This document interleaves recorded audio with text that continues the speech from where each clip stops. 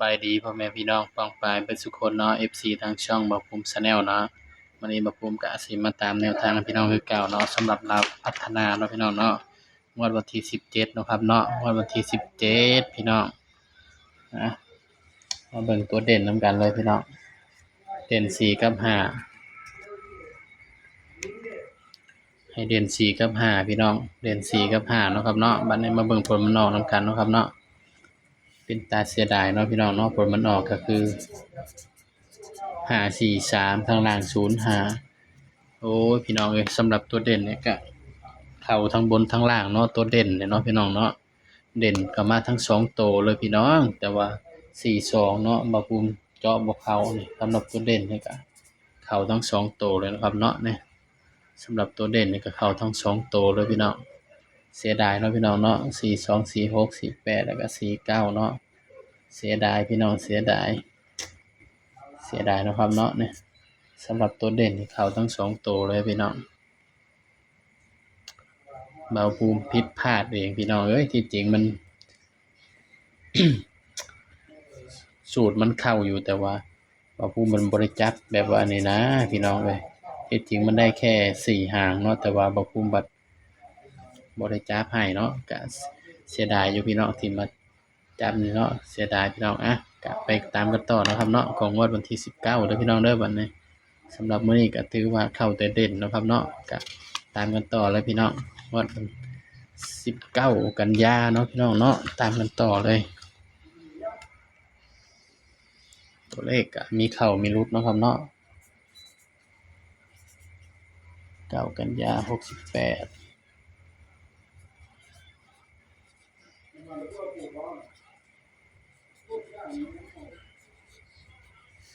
ลาวพัฒนาพี่น้องเอ้ยเสียดายอยู่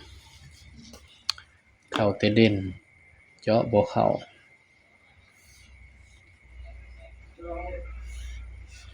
เข้าเด่นเจาะบ่เข้าเนาะครับเนาะเสียดายอยู่พี่น้อง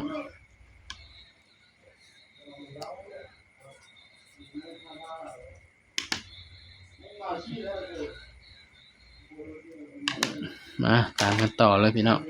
หลุดก็คือหลุดเนาะครับเนาะ543 60 05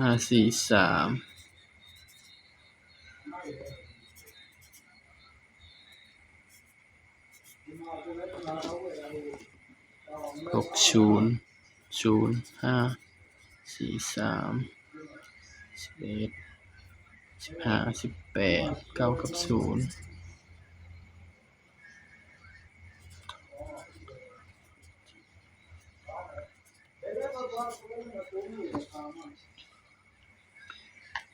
สำหรับเด่นเนาะครับเนาะเอาชุดตัวเด่นไปก่อนเนาะพี่น้องเนาะ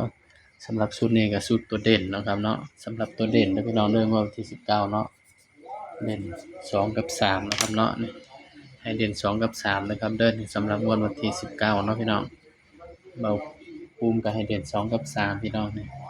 สายรูดสายวิ่งก็เอาไปรูดไปวิ่งเลยเนาะครับเนาะเดี๋ยวก็มาเบิ่งหลังจากจบคลิปนี้เนาะก็สิให้ตัวเลขตัวเดียวเนาะพี่น้องเนาะวิ่งตัวเดียวเนาะพี่น้อง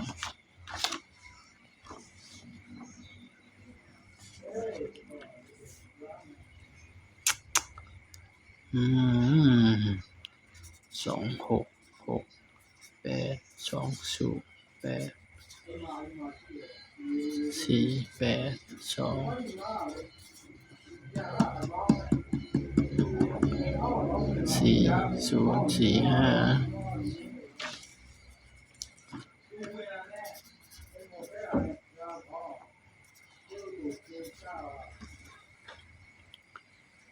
4045ตามกันต่อเลยพี่น้องสำหรับงวดวันที่19เนาะพี่น้องเนาะเทื่อบ่าวภูมิจับคู่ให้มันก็บ่เข้าเด้อพี่น้องเด้อคือมื้อนี้เห็นบ่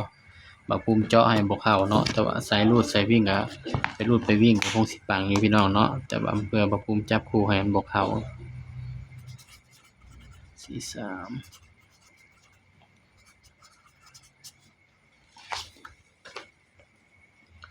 บัดนี้ก็มาจับคู่นำกันเลยพี่น้อง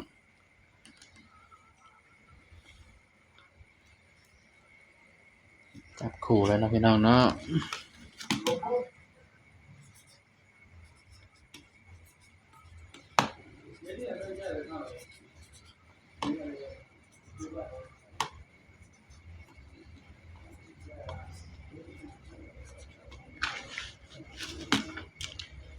นี่เด้อพี่น้องจับคู่กันเนาะเด่น2กับ3เนาะพี่น้องเนาะสำหรับตัวที่บ่ภูมิมักเนาะมักไปที่2เนาะเดี๋ยวบางเทื่อ FC มักบ่คือกันเด้อพี่น้องเด้อนี่คือตัวบ่ภูมิมักเนาะพี่น้องเนาะนี่บัดนี้เบิ่งชุด3ตัวพี่น้อง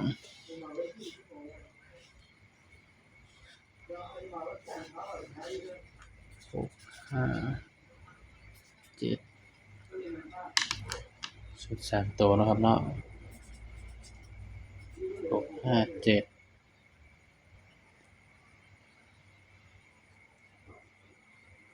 6 5 7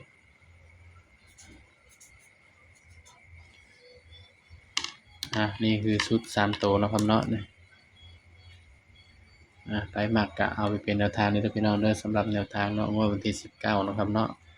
ตัวเลขก็ให้เพื่อเป็นแนวทางเนาะพี่น้องเนาะมีเข้าแล้วก็มีหลุดเด้อพี่น้องเด้อสำหรับคลิปนี้ก็ฝากพี่น้องกดไลค์กดแชร์กดติดตามเบาภูมิชาแนลเลยนะครับเด้อสบายดีครับ